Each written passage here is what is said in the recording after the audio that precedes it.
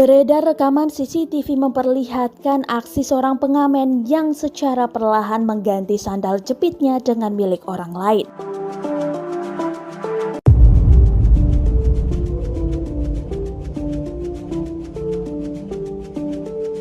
Video itu diunggah salah satunya akun Instagram @fakta.indo Senin 10 Januari 2022.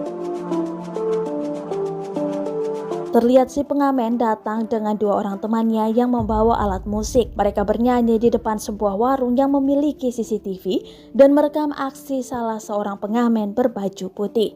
Terlihat jelas pengamen itu sambil bernyanyi pelan-pelan mengganti sandal jepit miliknya dengan sandal jepit milik orang lain.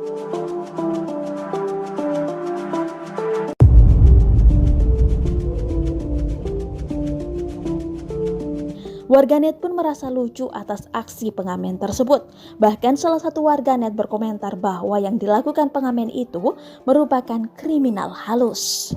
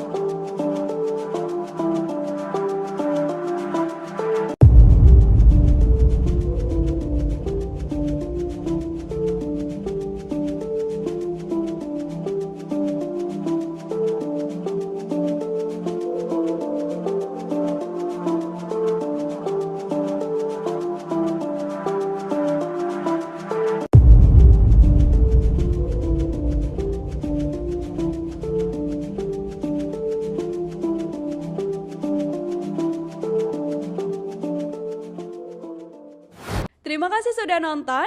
Jangan lupa like, subscribe, dan share ya.